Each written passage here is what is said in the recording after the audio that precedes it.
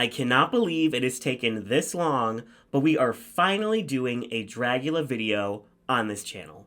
And apologies for it taking so long. As you can hear, I'm still sick, so hopefully the sick voice isn't too annoying. But I always get sick in January. Don't know why. It's annoying. But we're back, and we're here to talk about Dragula 666. Now, I have been watching Dragula since season 2. I binged that shortly after it finished airing and have been a loyal viewer ever since. I've been there for the highs of season 3 and season 4 and the lows of Titans, and I can confidently say that Dragula 666 was a good season. Not one of the best, but also not one of the worst. It had a lot of great competitors, fun challenges, insane exterminations, and one of the best finales in Dragula history. But it also was rife with overproduction and some odd judging at points. The thing about Dragula is that it can't stop getting in its way. Like, it has a great formula, great casting, 2 amazing hosts, but it works best when production just takes a step back and lets everything play out as it may. But since Titans, it just feels like production is trying so hard to make everything as dramatic and game showy and strategic as possible. Pushing storylines and alliances and making moves like it's Survivor. And there's nothing wrong with having a more game show format, but the talk of alliances is hollow when the biggest move you can make is who is going to do their makeup in a porta potty or put in some contacts. We'll dive deeper into some of these production issues as we look at the season episode by episode and break down every placement, every twist, and every extermination. If you haven't watched Dragula, I highly suggest it if you're a fan of horror.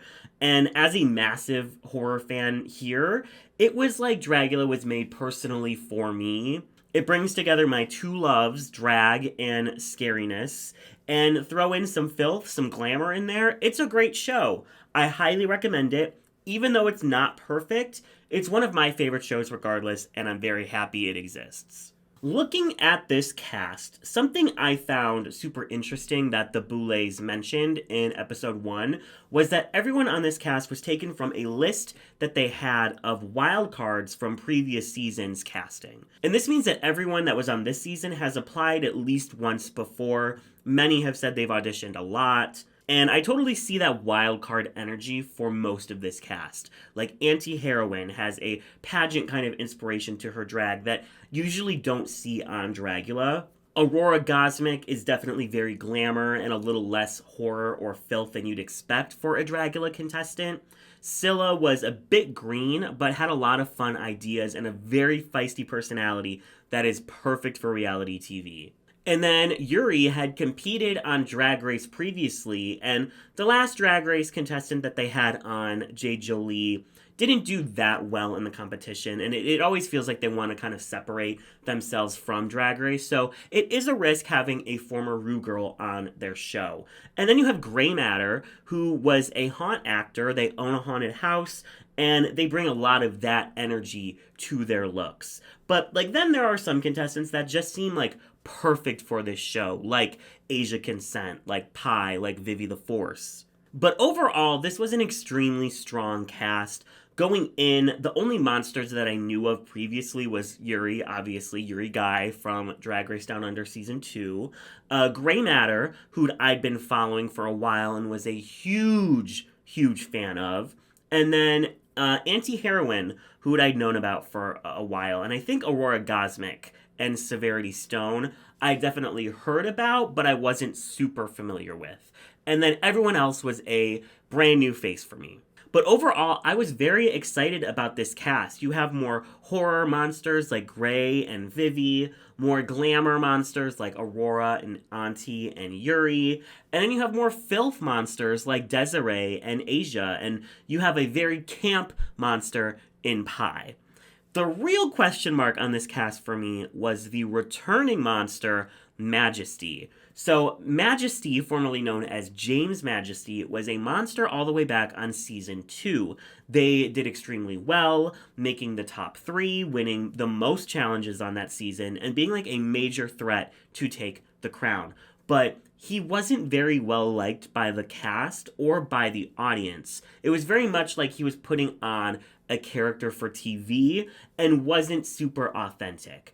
Just wanting to kind of fight with anyone who would fight with them, giving drama, giving good TV. And so having them back on a regular season after they already demolished a season already was kind of odd. Like, why not just have him back on the next Titans, which they've already said is coming in 2025. So, like, I understand bringing back monsters who maybe didn't do super well or, like, didn't meet their full potential, bringing them back to a regular season, but not someone who's already proven that they are a Titan when you're doing a Titans in literally like 6 months. So yeah, I wasn't super thrilled to see Majesty take a spot from someone who could have just gotten their first chance on Dragula when Majesty easily could just be cast on the next Titans, but I was open to seeing what he was going to bring. Because it seems like he really wanted to like have a departure from the Majesty on season 2, both in personality and in drag. So I guess we'll have to see if he did that. Going into the premiere,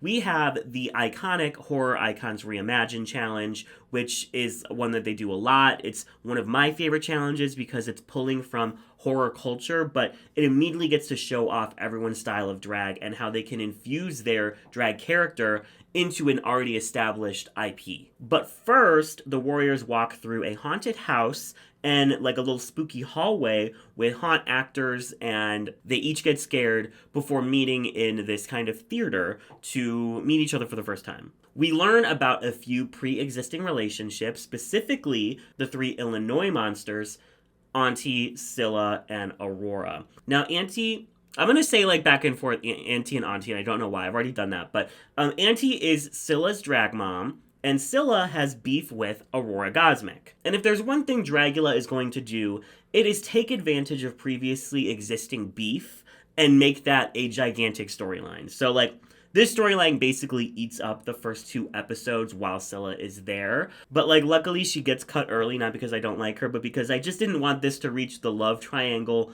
levels of I'm over this shit that Titans was. Another thing of note from the entrances is that Asia Consent's wig gets quite literally snatched off of her head by one of the haunt actors before she can walk into the theater and see the rest of the monsters. And this is weird because, like, nothing of this sort happened to anyone else. Everyone else just gets, like, a little bit of a spook, and then they carry on their merry way. So it's strange that Asia gets her look ruined. Like, her wig is snatched from her head. She is sitting there bald. And then everyone else is, like, judging her for it. They're like, wow, this bitch really decided to come in bald? Like, what the fuck? Like, who's this crunchy queen? I was like, what? Like, girl, she didn't choose to. Like, she was literally scalped on her way in. And this is the perfect example of Dragula's overproduction.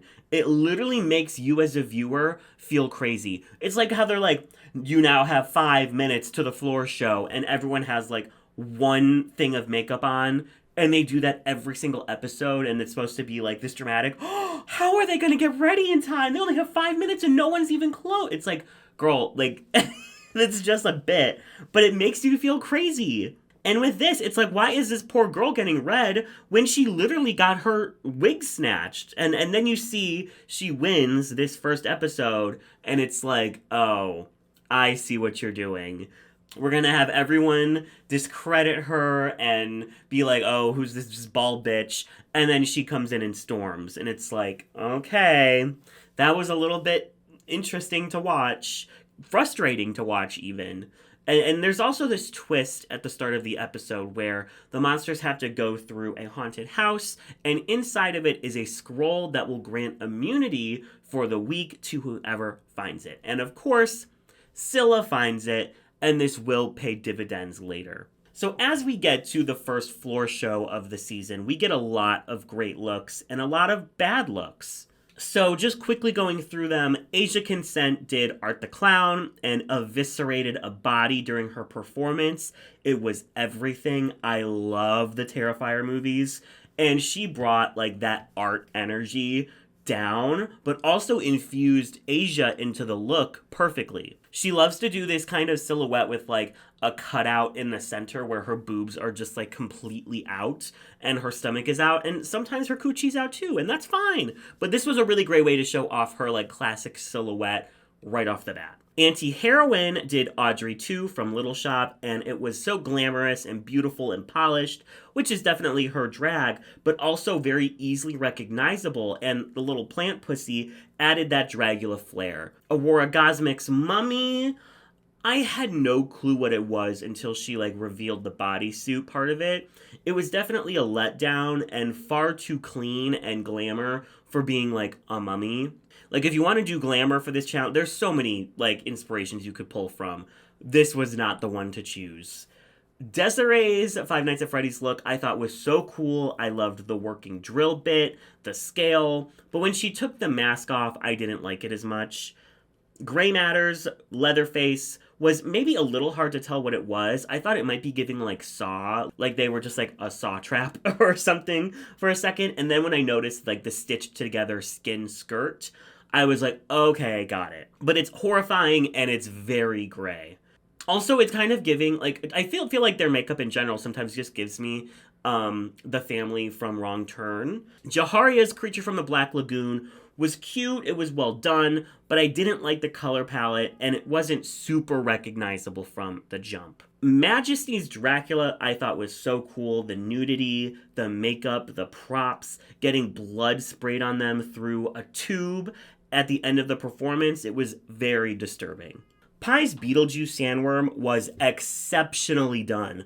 The makeup, the latex, the silhouette, but it wasn't like reimagined, really. It was pretty much exactly how it was in the movie, and the performance was a bit boring compared to others. Scylla's Human Centipede, I liked a lot more than the judges. I thought it was gross, it was disturbing, and the performance was really, really good. But I do get them saying that she needed to have more upgraded costuming. Severity's Candyman was just a bit too pedestrian, and she didn't do much to reimagine it. Dantasia DeBatty from Drag Duel Season 2 did a much better reimagined Candyman look recently, in my opinion. And then Vivi's Pinhead look was fine. It was nothing special, but there was nothing wrong with it. But after having many Cenobite looks on the show and like Pinhead-inspired looks on the show, this was a bit underwhelming compared to past looks. And then Yuri's Dracula was stunning when she came out, but she had a very clunky reveal and an underwhelming vampire bat look that was like underneath it. So it definitely didn't finish as strong as it started. So looking at placements, I think everything checked out on this episode for me. Asia was the clear winner, with Auntie and Majesty being huge standouts and in the top. Yuri struggled but didn't deserve bottom 2, and then Severity and Aurora were definitely the worst of the week. But it sounded like if Scylla didn't have her immunity scroll, she would have been in the Boulets bottom 2, which I didn't agree with. I thought she was a solid safe for me. I love the performance and I love the gags, but the outfit she was wearing could have been elevated for sure. But they hated this look. I also just wonder if they wanted to kind of humble her a bit, since she was very cocky and already getting on people's nerves. But unlike in most episodes, the Boulets didn't choose the bottom 2. They got to give their critiques, and then all of the monsters got to talk in the cauldron and vote for who they wanted to be in the bottom. This was definitely a good twist for the first episode, and luckily, like, no one was robbed over it. Like, most people voted fairly, but there was a couple people who voted just for drama and for, like, whatever they felt like. Desiree voted for Majesty because they were being an asshole already. Gray voted for Desiree because they wanted to see more dicks, which, you know, was just a throwaway vote, but heard. And then Majesty voted for Pie because she needed to be humbled, I guess, because they were discouraged when they weren't in the top. But everyone else voted for the bottom 3 that the Boulets basically chose in their critiques. Now, Majesty in this first episode, oof. I mean, I just want to say, I have no issues with Majesty as a person. I will just be talking about how they were portrayed on both of their seasons of Dragula. I think they are a wonderful artist. I'm sure they're a lovely person. But yet again, it just felt like they were playing a character on this season. The first season, I felt like they were very disingenuous, and I got that same vibe this season, just in like a different font. Like season 1, they wanted to come off as the villain, and then season 2, they wanted to come off as this like holier than thou. I need to teach these new monsters like how to be humble and how to be like good people. It was very strange. It's like they wanted so badly to show they were a nicer person than they were on season 2, but instead they kind of came off like holier than thou. And wanting to punish Pi for having a messy moment is a perfect example of that. Unfortunately, I would have to call Majesty's return to the franchise a wash, since like they didn't really have another standout moment after this premiere in any of the challenges, and I don't think they came off any more likable or real. And choosing to quit to get yourself out of the situation you're not comfortable in, I will always support, but like, girl, you wanted to come back so badly, and then when things weren't going the way they thought they would, it's like they ditched immediately. So I don't know. It was just kind of a weird experience in general having him back. But like nothing but support and good vibes to Majesty outside of the show. I have my thoughts of you on the show, but that means nothing to how you are in real life. As the bottom two, Aurora and Severity have to compete in the first extermination challenge of the season. And this is like one of the tamest ones for me. I don't know. I gauge these exterminations on whether, like me, someone who would never put myself in the position to do anything painful or horrifying, could do it. And I could do this easily. Like, if I'm going to rate these out of, like, 5 on, like, a scare factor, this is getting, like, a 1. Like, this is literally getting a 1. They have to swim with sharks, but, like, people do this all the time. And they're not going to, like, put them in a situation where they're, like, gonna get ripped to shreds. Like, this isn't Jaws. So I would be like, oh, hell yeah, I get to go deep sea diving for free. And that's what Aurora did. Aurora was like, oh, this is a cute little vacation. Let me go on a little swim. And I knew, unfortunately, the second it was these two in the bottom, it was over for Severity. She was just very shy and kind of withdrawn. She wasn't giving much when it came to screen time or, like, playing up to cameras. Meanwhile, Aurora came in with a pre-existing rivalry and was already giving drama. So it was very clear what was going to happen. And sadly, Severity is the first monster to go home. But let's move on to the next episode, the Killer Doll Challenge. And this has two of my favorite people as the guest judges, Jennifer Tilly and Don Mancini from the Chucky franchise. They just seem like such lovely people, and they were amazing judges. The episode starts out with a fright feat, and the winners of the fright feat this season, much like last season, get to curse another monster. And in this episode, the cursed monster has to get ready with one hand taped to the side of their body. We're like not ever going to mention these curses because they never do anything. Like, of the 4 curses that were given out this season, every time the cursed monster did well in the challenge. 2 times they won, 2 times they were in the top. So, like, it quite literally didn't affect anything. Like, in this episode, Auntie gets cursed, but then she wins the episode anyways. So I'm probably just never going to mention these again. So this Killer Doll Challenge, it's like a 2-part challenge. First, they have to create a killer doll look, and then they have to do a lip sync to a Slater song, which love Slater. And this is also when we start to see Asia and Pi create their alliance, which will probably become the biggest storyline of this season.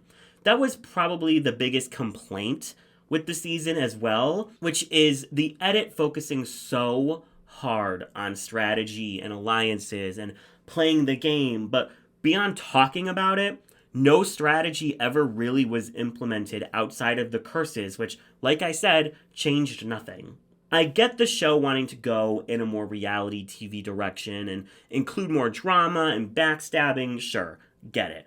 They've been going in this direction for a while with the monsters having chosen the bottom before in like previous seasons, but now they were going to do that twice this season as well as the curses. So the issue is, if you're going to add more strategy, you need to cast people who are actually going to want to play.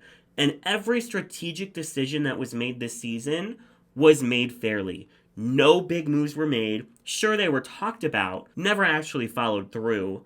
No big upsets, which is fine. That is fine. But then why are we focusing so hard on strategy in the edit? It just makes the cast look like wimps who like back out last second from actually making any solid strategic decisions. Going to the runway, it's a pretty solid one. There's a lot of really fun looks, but the three standouts are absolutely Antique, Ray, and Pie. They each did a completely different take that worked out perfectly and showcased their style of drag very well. But also shout out to like Asia and Majesty and Yuri and Vivi, who I think had really solid looks as well, specifically Asia. Aurora definitely has a bit of a redemption this episode, going in a completely different direction than anyone else, taking doll as a term for trans women and kind of running with that. And the final product is solid, but it's still not to the level that others are taking with their looks when it comes to detail. But we're definitely seeing that Aurora has something more to give in this competition than she gave in episode 1. Now, the bottom two, unfortunately, is very clear, with Desiree Dick and Scylla both really lacking in their looks compared to everyone else.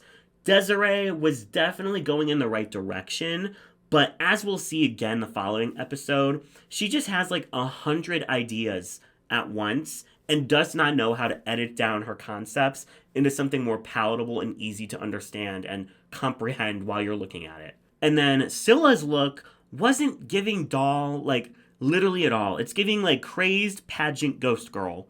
And the level was just not to where it needed to be looking at the immense talent on this stage. Now, I've left out one monster so far, and that is Jaharia. Now, Jaharia is in the top this episode, and it's the one thing about the judging that I would change. This was their track record. Mine would look like this. I think her outfit is cool. I like the color palette, the makeup, the hair, but like quite literally nothing about this is giving doll to me. And even when she's asked to explain it, she like barely touches on what about it makes it doll. And it's kind of like Monster High-ish, but like vaporwave fighting game. Like I don't know. It's the least looking doll on the runway to me. And despite her being a great performer for the lip sync portion of the challenge, which is why the Boulets put her in the top, I think she should have been low here. Her first episode look was just okay, and now this one is severely missing the mark of what the judges asked for. So being low could have been a good like scare to push her to do better the following week, because unfortunately, Jaharia makes it far this season, but is mostly safe the entire time. She never truly pushes herself to the level that so many others on the season were at. And I think if she had gotten like a low or bottom placement earlier on, that could have been the thing to make her push herself earlier and really go there with her looks. Kind of like what happened to Yuri in episode 3. Now, the lip sync portion of this challenge really only seems to come into play for Jaharia's critiques as like a reason to put her into the top. I wish they would do more than just have them randomly lip sync at times. Like, I think Dragula is starting to enter a strange period where not many of the artists are making all of their looks anymore. So the runway portion of the episodes just start to feel a bit more hollow when they're just judging what the monsters got made for them. And that's kind of been a major point of contention with the fandom and has been talked about like very, very recently because multiple artists that made looks for members of this cast have now come forward and said that it is in the rules of Dragula that the monsters cannot credit the artists that help them make their looks or just straight up make the entire thing when they're posting their looks on Instagram. So comparing this to Drag Race, we don't expect everyone on Drag Race to make their looks. We kind of expect most queens to have their packages either made entirely by someone else or partially made by somebody else. And when they post their looks online, usually you'll see like an emoji of like dress by this person, nails by this person, hair by this person. And they're giving credit to the people that helped them with their package. This is a great boost for those people that made those looks because let's say Lexi Love wears something incredible on the runway. Other drag artists that are like, who made that? Will see the tag in her post and can then reach out to that designer. It gets them more work. It gets their name out there. It's great for everyone involved. Dragula has now made a rule, which wasn't previously a rule because people have been crediting artists in the past, but not on this season, that they cannot tag these artists. They must only post their look and not give credit to anybody, which I think is insane. I think that is a stupid rule. I think it's harmful to the community because you have these artists that are making sometimes the entire look for these monsters, and then no one ever knows who made it. Like, sure, the artist can post themselves, like, hey, I made this, but if you're not following them, how the fuck are you supposed to know? Like, if I go to Auntie's post, and let's say, I'm not sure if Auntie made this look or not, because she wasn't allowed to tag anyone anyway. Let's say Auntie didn't do anything on this look, hypothetically. I'm going to Auntie's post saying, I want something like this done. Let me see who made this for her. And then I go to look, and it's like, there's no one. Oh, okay, so I guess Auntie made this herself. Whatever. But if she had tagged that artist, I could then go, I'm going to reach out to this person and commission them for a piece myself.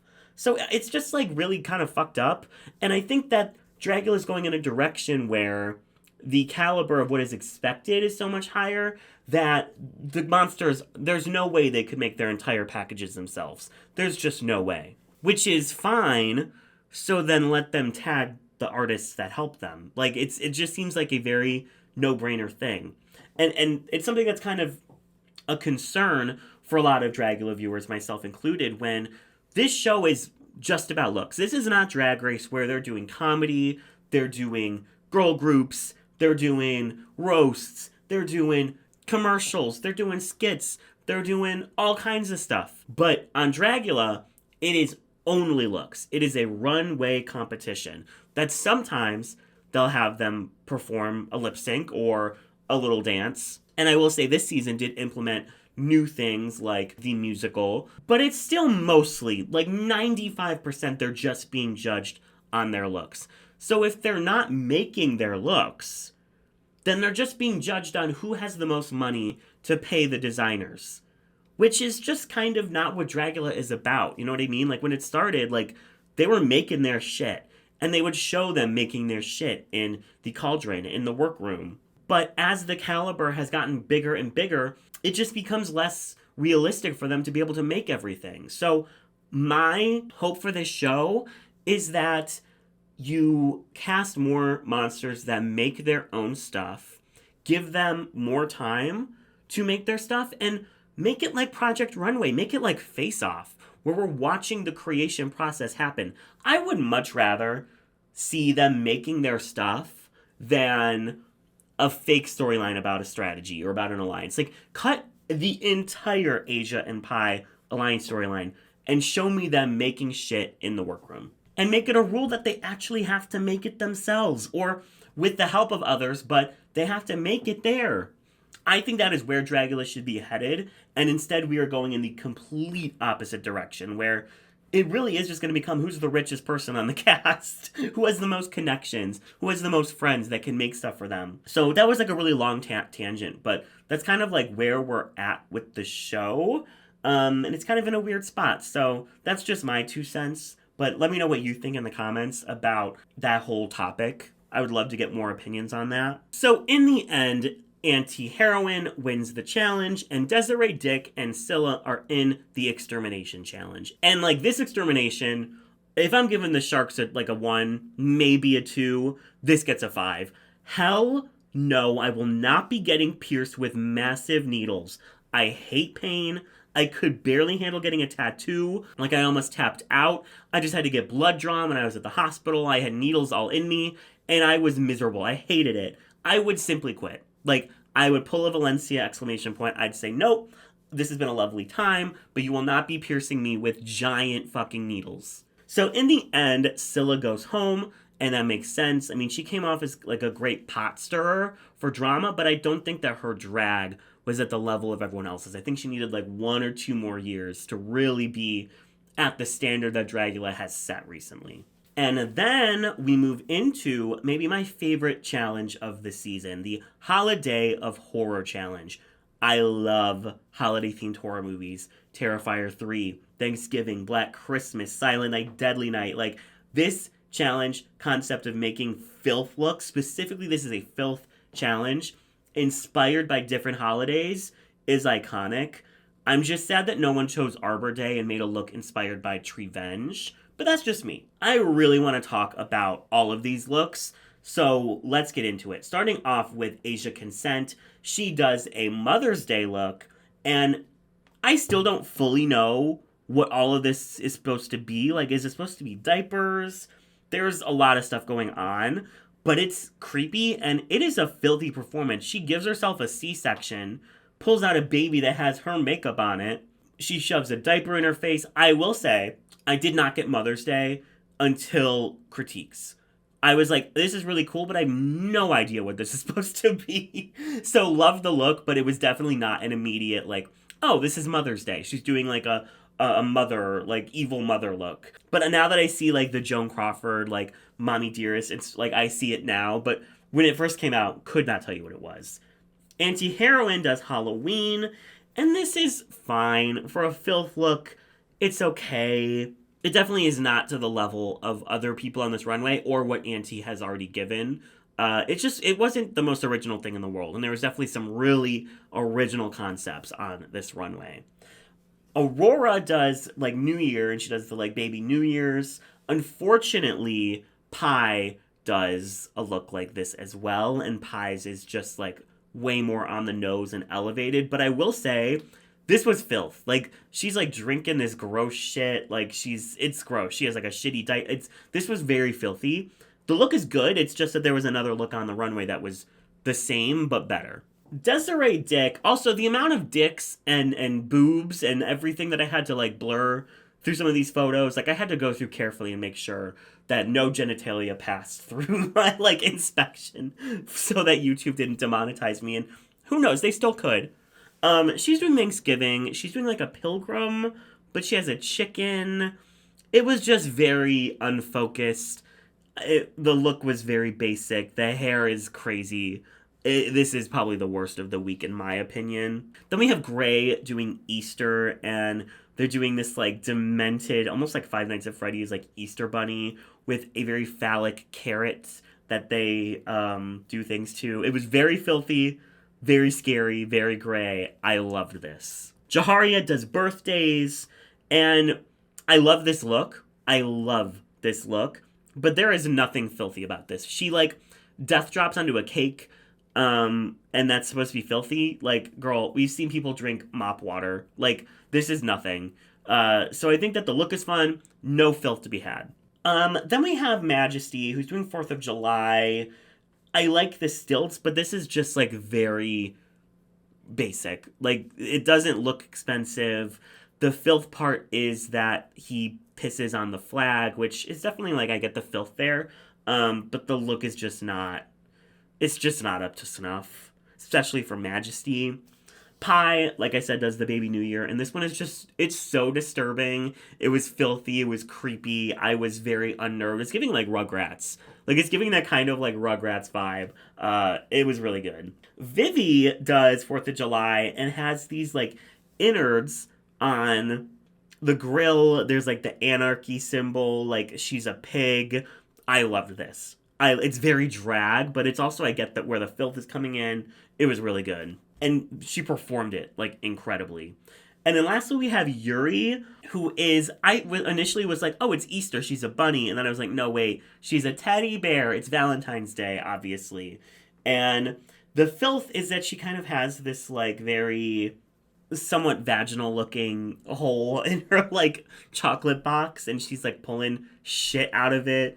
I guess this was really melted chocolate, but it looks crazy. She's like shoving it on her face. I would say it was filthy. Not the most filthy, but I actually really like the look. Like, I love the ears. Her makeup is stunning. I think it's a really cool idea. Could it have gone further? Absolutely.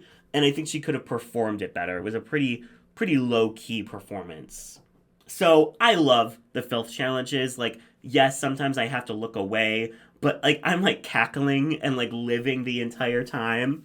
I do feel like there could have been more filth overall. A lot of the monsters kind of played it safe in that area, and for that reason, the top 3 of Vivi, Asia, and Gray makes perfect sense to me. They were very filthy, very fun concepts. Like I said, I didn't get Asia's look until she mentioned what it was, so like definitely points off for that, but I love the concept and the execution. I'm torn between her and Gray for the win. Gray's look was just so fun and filthy and silly, but either winning makes sense to me, so I don't think it was rigged that Asia won.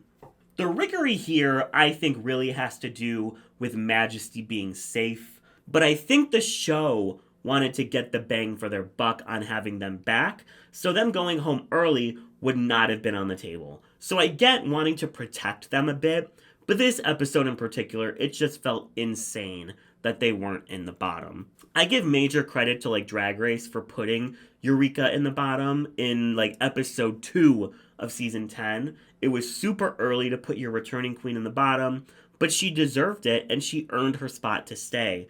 And I think it endeared her to the audience a lot seeing her go through that. And it put her on a more even playing field with the rest of the cast. Like, she's not untouchable just because she's back from last season. I think that's desperately what Dragula needed to do this season with Majesty, and specifically in this episode, after they had already said to avoid having multiple looks with the same concept. Majesty does a 4th of July look, just like Vivi, and unfortunately for him, Vivi's is way better. They barely, I mean barely, show Majesty in the floor show. Like, maybe 3 shots of him. And I think it's because they were hoping we just forget that they were there at all. Sure, pissing on the American flag is filthy, but, like, the look was basic outside of the stilts, and the performance was boring from the little bit that we saw of it. So if they're going to warn them about what they expect and someone goes against that in, doing 2 looks on the runway with the same concept, then put them in the bottom. Like, stand on what you said. But the issue is, yeah, it probably is smart to change plans if someone else is doing the exact idea that you are. But unlike the early seasons, they aren't making this shit in the workroom. So, like, you can't just pivot and start over. You've already paid someone to make your looks. So them expecting that and then casting people who aren't making everything themselves is kind of a contradiction. Majesty even says in the caption of this photo when they posted it that they knew this wasn't anything revolutionary and was happy to just be safe. But if someone other than Majesty had done this look when Vivi did it much better right afterwards, they would have been in the bottom, like 1000%. Unfortunately, this episode begins Yuri's storyline for the season, which is when we don't want to put anyone else in the bottom, pick Yuri. Her Valentine little stuffed bear look was like nowhere near one of the best of the week, but it was not worse than Majesty's. I think Aurora should have been safe. Her look could have been more clear, but she went there with the filth and the performance was great. And sure, she also should have pivoted when she saw Pi was doing the same look, but the difference between like Pi and Aurora's looks wasn't nearly as bad as the difference between Vivi and Majesty's. So if you're gonna make a point, make it with Majesty. Sure, put Yuri low for her low energy performance, but Majesty absolutely deserved the bottom 2 with Desiree, and it's just such a low stakes time to put him in the bottom. The extermination was jumping out of a plane, something Violencia famously refused to do back on season 3. So basically, as long as Majesty jumped out of the plane, he would have been safe if he was in the bottom. Like, this was so low stakes to put him in the bottom. I just don't get it. But Yuri's in the bottom, she jumps, she gets to stay, and Desiree goes home, which makes sense. I'd put this as like a 4 on the extermination meter for me. I don't ever want to jump out of a plane. I don't ever need to jump out of a plane. But I'd rather jump from a plane than be stuck with massive needles. So there's that. Next episode is the Ghost Train Challenge, and this is another one of my favorite challenges, but I feel like this cast did not live up to expectations how previous casts did with their ghost challenges. Mainly because I think this theme is like so specific. Like, how much can you really do with the theme Ghost Train? This is another lip sync performance challenge where they have to perform on set at the Ghost Train in groups of 3, but this episode is not judged in groups. They're all just supposed to come up with choreo together and then perform it together, and then like they do their runway. I think really only one group actually worked together, the Auntie and Pi and Jaharia group, while the other groups were more just like doing their own thing. This was also the first episode of a few this season that showed how bad the lighting can be when they're taken off their usual set. Seeing these looks on the train and then like on the main stage was like night and day, literally. I love when they do on location shoots, but they gotta figure out the lighting because you could barely tell any details in these looks until you saw them in the light. One of my favorite moments this episode was Yuri getting her redemption after surviving the bottom the week prior. The Boulets said they put her in the bottom to wake her up, and it most definitely worked as she got her first high placement in this episode. So, coming in, I was a massive fan of Yuri from Drag Race Down Under, and I thought she did so well on that season, and I think about, like, her design challenge look from Drag Race Down Under all the time, but it felt like the Boulets and the cast just did not vibe with her and her drag like the audience did on this season. This was also a huge episode for Aurora Gosmic, who the judges had just told to kind of lean into the glam since that was her strength, and lean in she did as her Ghost Train look was absolutely breathtaking. The makeup and the detailing was incredible, and her getting the win in this episode felt very clear and very obvious. Despite the rest of her run being less impressive, I'm glad they still gave her this win here since she really knocked it out of the park. Pie and Auntie also slayed this episode, with Pie's train track look being a huge standout for me. Despite the odd hair choice, again, we see Majesty do the same type of look as another monster did, and doing it less impressively. Majesty and Auntie both do these kind of like detective looks, but Auntie's look is grand, it's giving drag. Majesty's look is fine, but when you put it next to Auntie's, it just does not hit the same. But yet again, Majesty's not critiqued for something that they clearly said don't do. Sure. But luckily for Majesty, some other monsters struggled even more than he did this week. Vivi also does a similar look. She does a like tied to the train tracks look like Pie did, but the whole thing looks very muddled. It's kind of confusing. The wig is a choice. I kind of think she overthought it. This was Gray's first stumble after doing exceptionally well the first 3 episodes of the season, but I really don't think it was as bad as some of the cast was saying. They kind of did this Wild West bank robber look that was critiqued for being more haunt actor and less drag, and I absolutely see that. They could have added gold coins and gems and like maybe some gorier bullet wounds, more interesting textures to the clothing choices, but I still think this was a cool look and a concept that was very original. I'm going to make a bold claim here and say I think Gray should have been low and Asia Consent should have been in the bottom over them. Now, hear me out. Asia's look is beyond confusing. So I think she's supposed to be like a worker that puts coals in the train engine or however you make a train work.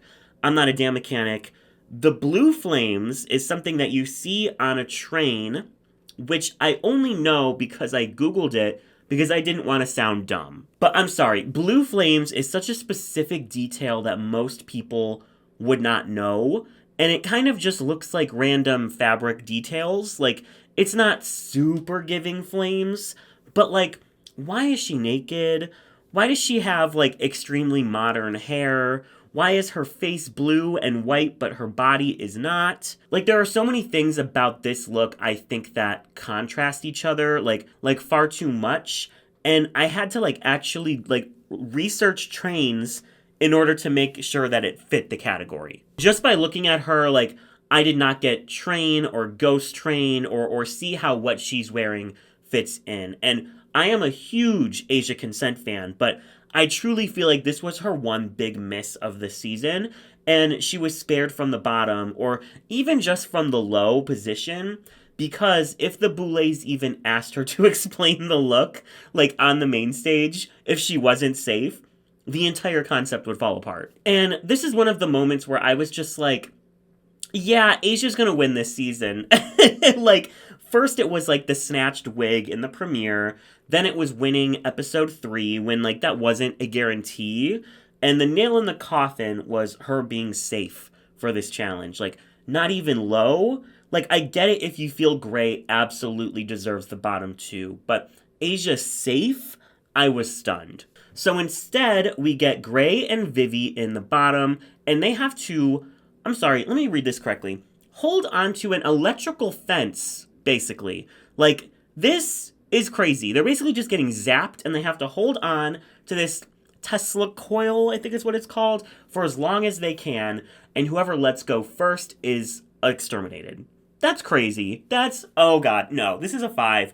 I've been electrocuted putting Christmas lights on a Christmas tree. Like, there was one that was, like, open or whatever, and I touched it, and I, like, got zapped. And, like, that's probably not even close to the zappage that they got in this. And that was horrible. Like, I would not want to ever go through that again. So, this is a 5. I'm not doing it. I'm going home. Like, congratulations, Vivi. You're safe. I will simply leave. But before one of them can be sent home, Majesty decides to leave the competition, which we have revealed to us in the following episode. Now, I don't know everything that went down, obviously, but the feeling that I got is production wanted to hide some of the maybe nastier moments with Majesty, such as the fight with Desiree, which was edited out and then just kind of like barely referenced here.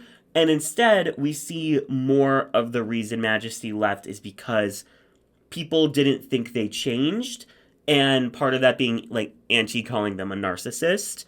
Now, regardless of why he left, I think it opened up the season a lot, because it felt like the judges always had to kind of walk on eggshells to give him a good edit, to give him good placements, and to justify bringing them back. But I feel like the back half of this season is much more enjoyable because everything can just kind of breathe a little and play out how it may. So this is probably how I would judge this episode. Again, nothing too crazy, but I do feel like Asia just should have been in the bottom. And we move on to probably the one, like, bust of an episode this season, the Dragula musical. Now, the monsters are put into 2 teams of 4, and they have to choreograph and perform 2 musical numbers, and this falls extremely flat. The Rusicals on Drag Race are some of the most, like, planned out, high budget, longest planned challenges that they do, and the Ru Girls get extra time in order to learn that choreo and learn their lines and get everything right. And this seems like it was done in 2 days, and they just, like, handed the cast their scripts and sent them to the parking lot to figure it out for themselves. And what we got was a jumbled, messy, unrehearsed disaster, if I'm being honest. So there's a team of rats and a team of snakes, and Team Snakes seems to have the most drama as Jaharia tries taking over as team leader since she knows how to choreograph well, but Pi also seems to want to take that role and take credit for that role in front of the Boulets. And this episode really jumpstarts Jaharia's storyline for this season, as previously she was just kind of like a narrator, but Jaharia being unable to defend herself and fight for her spot in the competition kind of comes out of nowhere, and maybe it's because we barely knew Jaharia before this episode. The main characters of the season previously have absolutely been like Auntie and Asia and Pi, and to a lesser extent, Yuri and Gray. And Jaharia has truly just had, like, almost nothing to work with storyline-wise, and I feel like this kind of moment on the main stage would have hit more if we knew Jaharia better at this point and maybe cared about her a bit more. But because she's not really in the storyline that much, like, we just don't have that attachment that we have with certain other monsters on this cast. So they both do their performances, both teams, and Team Rat is Team Rat is very inconsistent. Yuri and Gray are the 2 best performers of the night. Like, out of both teams, Yuri and Gray did exceptional. And then Auntie and Vivi are the 2 worst performers of the night. Vivi is completely off rhythm. Like, she's singing like 10 beats ahead. And then Auntie forgets her lyrics and is just kind of like stumbling through her little performance. And I really just want to know, like, the logistics of how this was filmed, because they showed plenty of, like, unedited footage of their performances, like, during critiques, and there was no backing music or anything. Like, are they supposed to just sing their lyrics on beat without any actual music playing? Like, it was kind of confusing how this played out, and it just kind of added to the chaos of this episode. So, going over to Team Snake, Aurora doesn't do super well. And then Pi and Jaharia and Asia do fine. Like, not great, not bad. They're fine. But because Team Snake was more consistent, they get to be the high team, and Team Rat are all up for extermination. Now, they obviously did this where one team wins and one team loses because of the twist for this episode, where the winning team gets to pick which two monsters have to go into the extermination from the other team. But truly, like, this should have just been judged individually since neither team, like, fully excelled. And this was absolutely Yuri's week. Like, she did amazing. Her vocals were on point. She looked good for being a rat. She knew all of her words and her moves. She gave plenty of character. All the things that they were asking for, Yuri did. But because two of her teammates flopped, she's potentially now going to be chosen to be in the bottom. Gray and then Pi were probably the next best, and then just put like Aurora low and have the same bottom two of Auntie and Viv. Like, this is probably what I would have done. You get the same result in the extermination, and you avoid the biggest strategic blue balls of the season. The shit that happens instead is wild, and I still don't fully understand it. So, you have Aurora, Jaharia, Pi, and Asia picking the bottom two. They're in the cauldron strategizing, and they break off into pairs. So Pi and Asia finally get to do something with their alliance, and they want Auntie in the bottom since she is their biggest competition.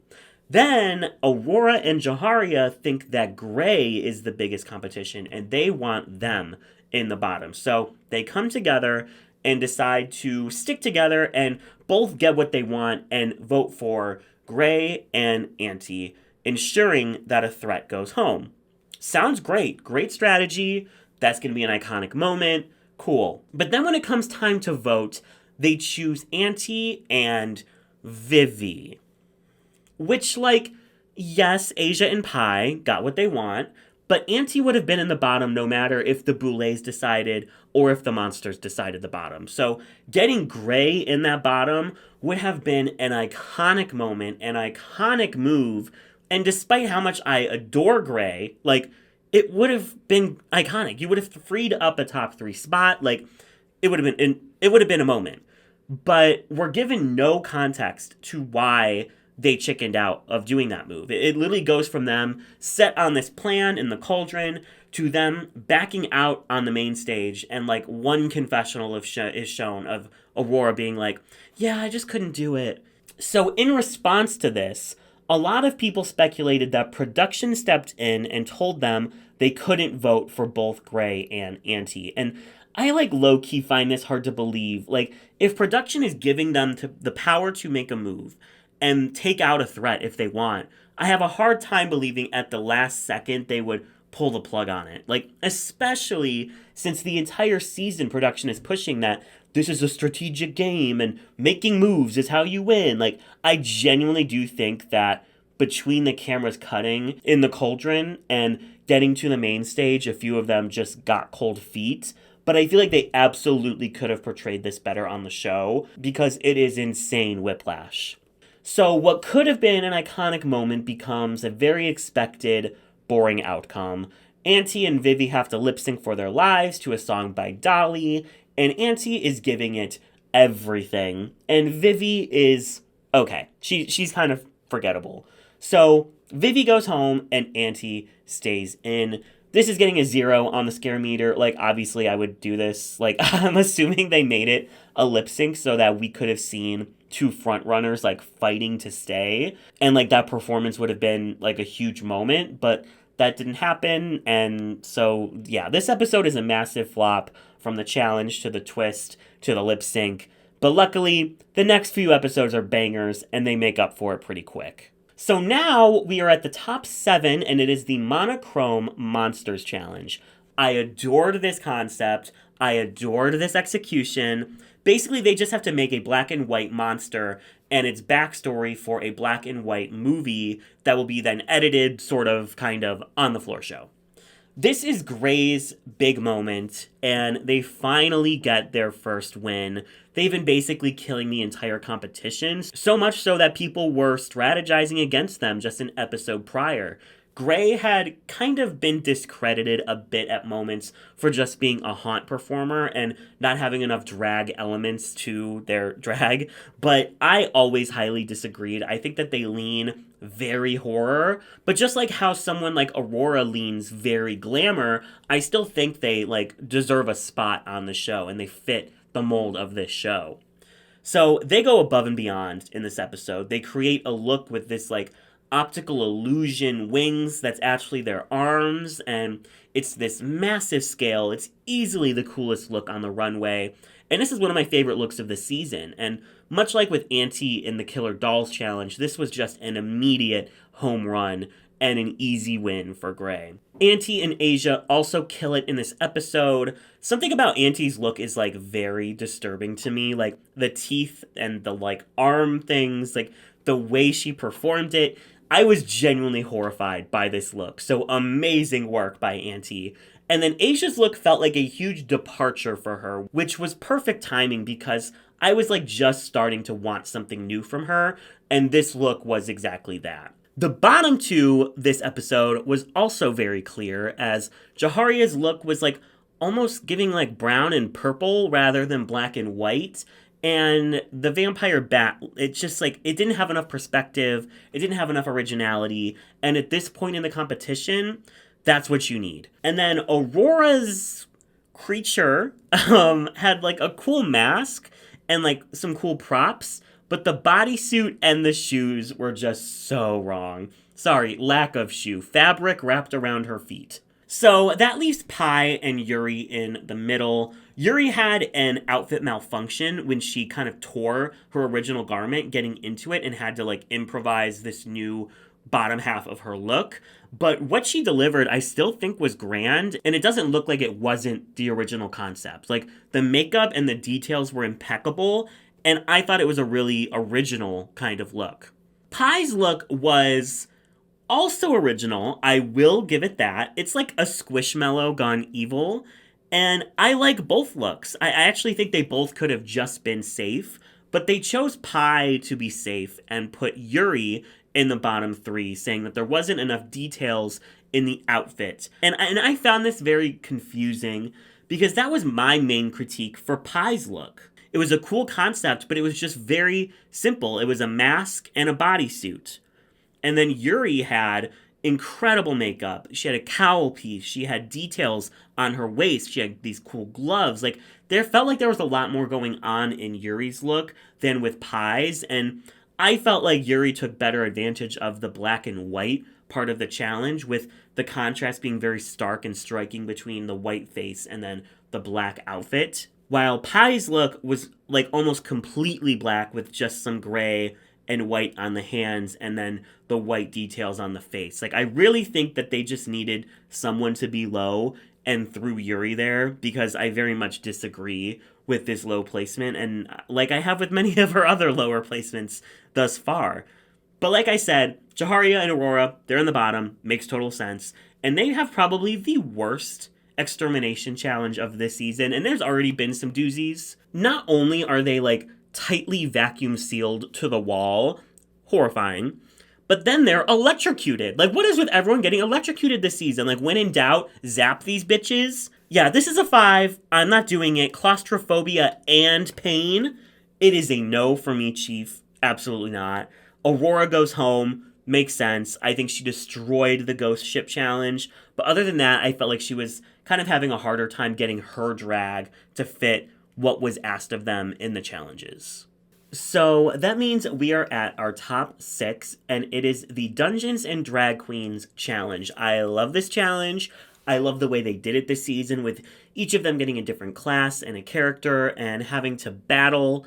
But this was another challenge where the lighting in the challenge was terrible, and you couldn't see any of the details until they were on the main stage again. They get paired up with Auntie and Gray, Yuri and Pi, and Asia and Jaharia being the 3 teams, and they have to then choreograph a battle scene, and I must admit, fuck the lighting. This was so badass. I haven't played D&D in ages, but this kind of like gave me the itch again. I loved this entire episode. When it comes time for the critiques, Auntie and Gray get 10s across the board, and this was kind of a match made in heaven. Like, Auntie's drag kind of leans more glamour and Gray's more horror, so it was very easy to kind of juxtapose their looks and come off like enemies.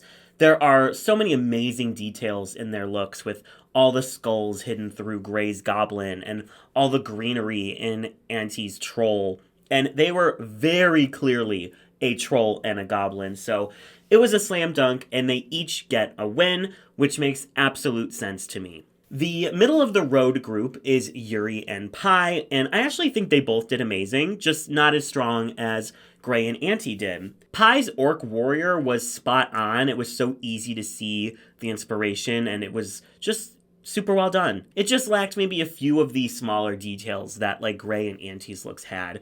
And then Yuri's Troll Warlock was also really cool. I loved the outfit pieces, the makeup was amazing, the props were amazing, and she kind of took it in a much different direction than anyone else did, but I think it made it stand out in a good way. I thought they both deserved a high placement for this, but of course, Yuri gets put in the low position for no reason. Again, just have there be like a winning team, a high team, and a bottom team. That's what I felt like was earned. But I generally think at this point in the season, they had their sights set on a clear top 4 of Auntie and Gray and Pi and Asia. And giving Yuri some low placements was basically like setting her up for her eventual demise at the top 5. But like the queen, Sandra Diaz-Twine says, "But I don't know about that." Asia and Jaharia were the bottom 2, and that made total sense to me.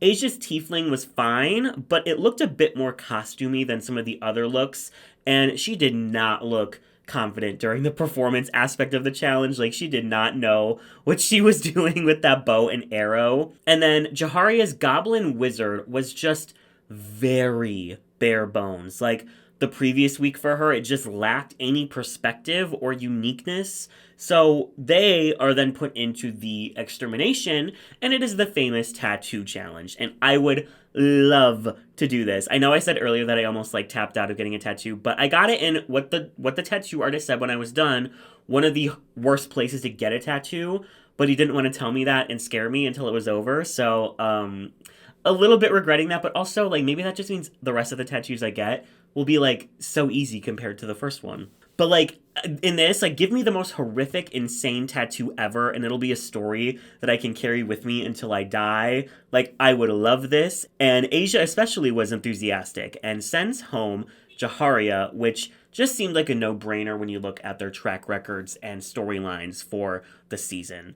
Jaharia was given a warning by the Boulets that she needed to own being the main character because she has it in her to be, but it feels like she, as the season went on, just retracted more and more inside of herself and became smaller and smaller to where she went home and it seemed like the obvious choice, which is sad because she had so many fun moments in the confessional, and I wish that she could have extracted that into her runways and interactions with the Boulets a bit more than she did. Speaking of the Boulets, weren't they so fun to watch during the deliberations this season? Like, I loved hearing their bickering and their banter. It was so fun each week. Drac and Swan have been critiqued throughout the seasons for like being stiff at times as hosts, but I feel like they've truly found their groove and they're like at the height of their hosting abilities this season. So getting into this top 5 challenge, this is one of my favorite episodes of the season because as a fan of Yuri all season long, it's been frustrating that the judges just do not see it for her. And I thought that she'd been doing much better than her track record would have you believe. And like I said, I think that we all kind of went into this episode expecting her to get 5th place and the other 4 to move on, since those were kind of the main characters of the season. But wow, did Yuri pull a fast one. The challenge is to create a look inspired by the movie Frankenhooker, so basically zombie stripper vibes. And they also had to perform in a car to the song Touch Me by Samantha Fox. So another offstage shoot, but this one has much better lighting. Looking at the looks, there is definitely a clear top 3 and a clear bottom 2. And, Yuri is definitely in the top 3. But then watching the performances, Yuri absolutely kills it. and the Boulets give her all of her flowers, and she gets her first win of the season. This felt absolutely correct. It was the perfect, jolt of energy that the end of this season needed, because now someone who we all thought was going to make top 4 was about to get cut. Asia and Gray are also huge standouts in this episode. Asia wins the fright feat and is able to curse someone to have to be bald for this episode, and she chooses herself, since she thinks that she can pull it off, which definitely earns her some points from the judges. The details on this Asia look are amazing. I feel like I see something different every single time I look at it. It's great. And then Gray does this two-faced Cenobite monstrosity that is so scary to me for some reason. This look gives me the ick, in a good way, but I hate looking at it. But Yuri's look is the perfect blend of glamour and filth and horror, and with how well she performed it, she easily takes the win here. That leaves Auntie and Pie in the bottom, who both did a more cartoony, campy take on their looks, and neither are bad at all, but standing next to the other 3, they just don't hit the same. So Pie and Auntie, who have been kind of rivals a lot throughout the season, and just recently had a storyline about initially wanting to start an alliance, but then Pie backs out last minute, doesn't matter quite literally at all, it makes sense that these two then would be in the bottom together. I'm not mentioning every mini strategy storyline like the one with Pie and Auntie because, well, none of them really matter. There's no payoff. So yeah, basically Asia and Pie's alliance is the main storyline of this entire season. And then Pie goes home here and it's just over, I guess. What was the point of bringing it up in literally every episode? It's just poor storytelling, honestly. I feel like there were other things we could have included that would have added more to the overall narrative of the season than Asia and Pie's alliance every damn week when it literally goes nowhere. And then for the extermination, they're in freezers that get colder and colder until they can't take it anymore. Now, anyone that knows me in real life, they'll tell you I am always hot. I'm a sweaty individual. I love the cold. I love winter. I love sleeping in literal Arctic temperatures. But I feel this would even be too much for me. I'd give it a 3 out of 5. There's definitely worse, but there's definitely better. I take the tattoo or just lip syncing over this. I'd swim with a shark over this. But I feel I could win this one because I think there's actually something wrong with my body that makes me so adaptable to freezing temperatures. So yeah, that leaves us with our final 4 for the highly anticipated Dead by Daylight challenge. This was spoiled, or I guess teased preseason, that there was going to be a Dead by Daylight collaboration challenge. And I've played the game. It's not my favorite game, but people go hard for Dead by Daylight. So people were really excited for this week. And I got even more excited when we learned that the killers they would be creating would be inspired by cryptids and urban myths. And that is my ultimate shit. I know everything there is to know about every cryptid. I love learning about urban myths and legends from around the globe. This challenge was literally right up my alley. I was immediately obsessed. Taking a look at the looks, Asia does a Wendigo, a creature I have spent a lot of time studying and learning about, and wow, this was an amazing representation of it. You know exactly what it is just by looking at it, but the lights and the body make it so original to Asia as well. This was so well done, and I feel for the middle part of the season, Asia was kind of losing me. She started off so strong in those first 3 episodes, and then episodes 4 and 5, and 4 and 5, I was just well. But the last 3 challenges, I feel she was really getting her mojo back, and this feels like the evolution of where she started in the competition. Auntie Heroine's Piazza Bird is amazing in scale and silhouette, but it's lacking some of those details that would push it to the next level. And that's just what I felt about Auntie towards the end of this season. Her ideas are there, but she just does not take things far enough to be in the top. Gray does an evil version of Satyr, and I adore this, from the horrific face to the silicone body that they've painted to perfection, the giant legs, the props, and of course it was performed to perfection. as a haunt actor, that is like probably the best thing Gray does is like every character they play, it feels very real.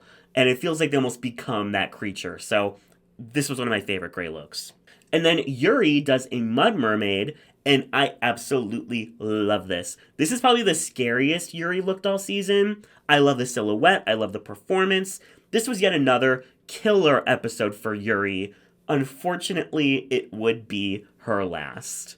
As Dragula always does, the winner of the final challenge is safe, and the rest have to compete in the extermination. This basically makes it so they can send home whoever they want, like, and pick the top 3. Asia wins the challenge, which is absolutely correct, and that leaves the other 3 in the bottom. Now, I think it was safe to say Gray was not going anywhere. They had one stumble the entire competition, and was Asia's kind of main competition for the crown, especially even in this episode. They did a great job. I think everyone did a great job this episode, with Auntie being like a little bit behind of the other 3. But between Auntie and Yuri, it's difficult to pick who stays and who goes. Yuri definitely started weaker than most, but had spent most of the season like clawing and fighting to stay, and eventually picked up some steam, and in my opinion, had crushed the entire second half of this competition. Basically from the black and white challenge on, I loved everything she did. No, even before the Ghost Train. Like the Ghost Train episode, loved that. The musical, she easily could have won that. The Black and White was great, the Dungeons and Dragons was great, the Frankenhooker was great, and this Mud Mermaid was great. So basically, outside of those first 3 episodes, I thought Yuri killed this season. But it's clear, looking at the track record, that the Boulets did not feel the same way. Auntie had been a standout since episode 1, snatching 2 wins, multiple high placements, but also having more bottom placements than anybody in the final 4 with 3. She had amazing highs, but also some of the lowest lows of the final 4 here.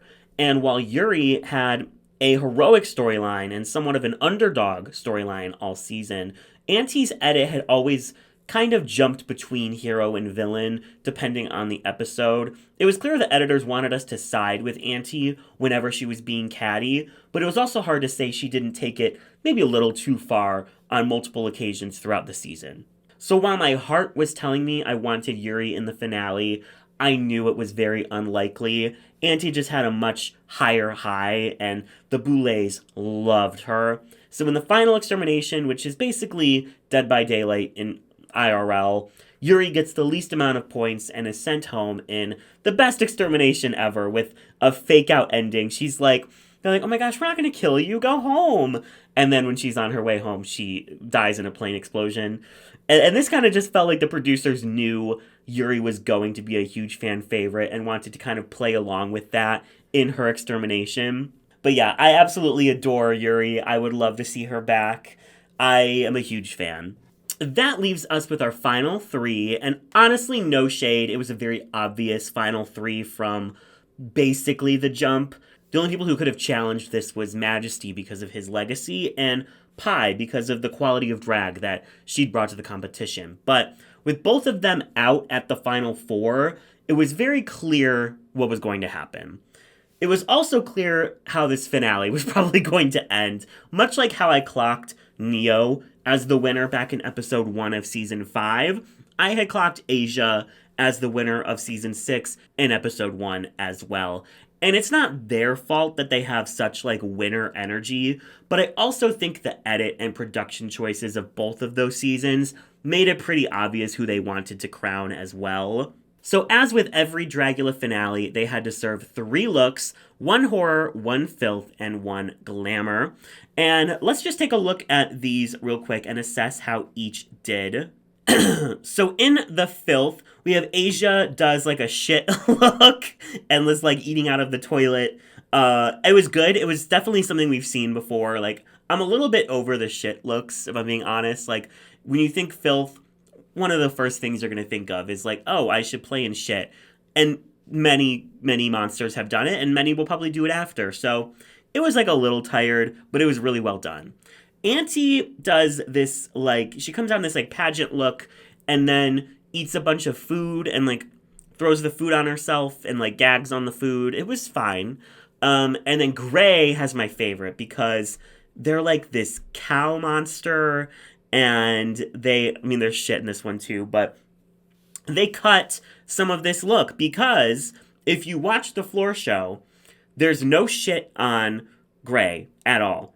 And then suddenly there's shit, and we don't see what happened or how it happened. So I don't know if there was like a thing they wanted to hide. I don't know if something went wrong. Like, I don't know. But it was just kind of like, oh, okay, now there's shit. And then they like play in milk, and it's really disturbing. And I thought it was original. Like, yes, there's shit involved, but I still thought it was pretty original. And I thought it was a good floor show from everybody. But my ranking would be Gray, then Asia, then Auntie. For the glamour, we have 3 amazing looks. We have this kind of bone, like, creature. It was giving kind of like those things in The Last of Us. I haven't watched it, but it was giving kind of that from Asia. Absolutely stunning. This was the best look of this finale, hands down. Then Auntie has this kind of like, almost like Vegas-y showgirl look that like comes off, and then she's just in this like bodysuit. And then Gray has this like demon from hell, but like make it like fashion and make it like a queen or something. It was really, really cool, and it was really close to Asia's. But I still think Asia's was better, so I'd probably rank it Asia, then Gray, then Auntie. And then for the horror, we have a really, really cool look. So Asia does a kind of self-harm kind of look where she's writing a letter, we'll say, for YouTube monetization. And there's like a demon behind her. And the look itself is cool. The performance is amazing. This wig, I love the makeup.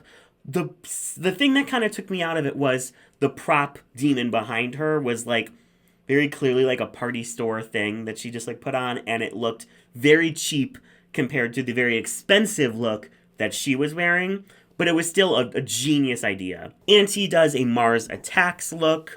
And then Gray does this very, like, Hellraiser look with all of these pieces that, like, come off, and the face tears off, and the chest tears open, and it's very gory, and it's very disgusting. So I would rank it Gray first, Asia second, Auntie third. So Gray was my favorite in 2 of the categories, with Asia being my favorite in the third. But it was very close between Asia and Gray in this finale. I think they were on each other's tails this entire time. So good. So in the end, it did feel like a 2-horse race between Gray and Asia, not just because of track records, but also because of just what they brought to this finale. And I was heavily Team Gray, not because I disliked Asia, but just because Gray's drag spoke to me the most. Like, I was a fan of them before this season, and I became an even bigger fan watching them. Plus, I felt like Gray was a bit more consistent. Asia had a very strong start and finish, but for the little bit of the middle was kind of falling behind, and Gray had only 1 stumble in the Ghost Train episode and was incredible in every other episode. And in this finale, I truly felt like it was extremely close between the 2. So I was hoping for a surprise Gray win, but deep down, I knew it was Asia's crown, and it was. And that's fine. I love Asia. She's been great on all of the podcasts she's been doing lately. She was great on Trixie's channel when she took it over. She is a wonderful choice to carry the Dragula legacy.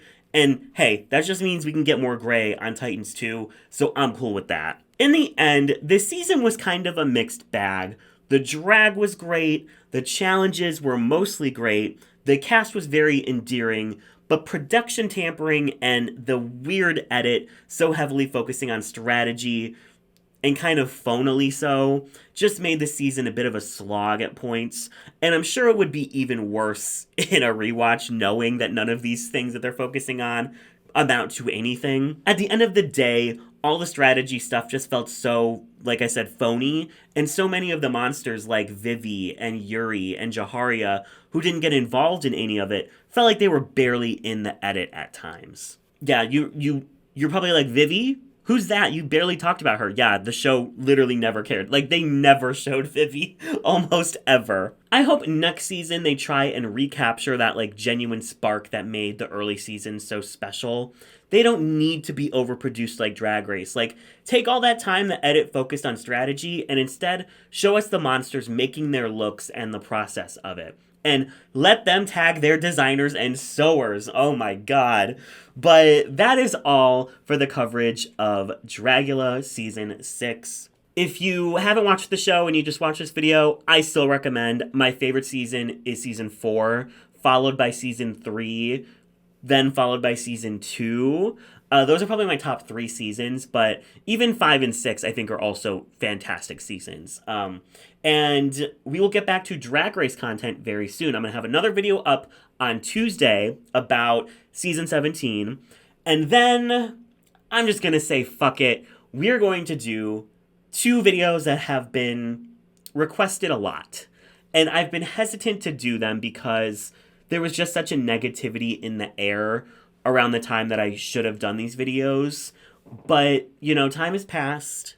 I still have thoughts, I think, that need to get out there about these seasons. And so we're just going to do it. We're going to do the Riggory of Global All-Stars and the Riggory of All-Stars 9. And I'm sure I'm going to get hate comments. I'm sure there's going to be negativity, whatever. Honestly, with this fandom, you can't escape it anyway. So I don't even know why I bother. So those will be the next couple of videos coming out, as well as the Season 17 video. If you haven't already, you should 1000% listen to the Rigged Recap, where myself and Kayla Says talk about every episode of Drag Race Season 17. We have some very fun guests lined up. And if you're not following me on Instagram, I'm doing a bunch of series about this season. We're doing edit trackers. We're doing Edgic for all you Survivor fans. We're doing polls on my story. So make sure you're following me. Make sure you're paying attention to my stories so you can play along with our little game for who's getting closed cases and who's getting cold cases. So, so far I'm loving Season 17. I'm excited to talk about it on Tuesday. And yeah, we're like off to a weird start in the new year with being sick, but like honestly that happens to me every year. I spend the first week of January like sick in bed, but we're getting better and we're ready to take on 2025 despite the government trying to kill us at every given moment. So thank you all so much for watching. Make sure you are subscribed to the channel so you don't miss any of this content that is about to be dropping throughout January, and I will catch you all in the next one.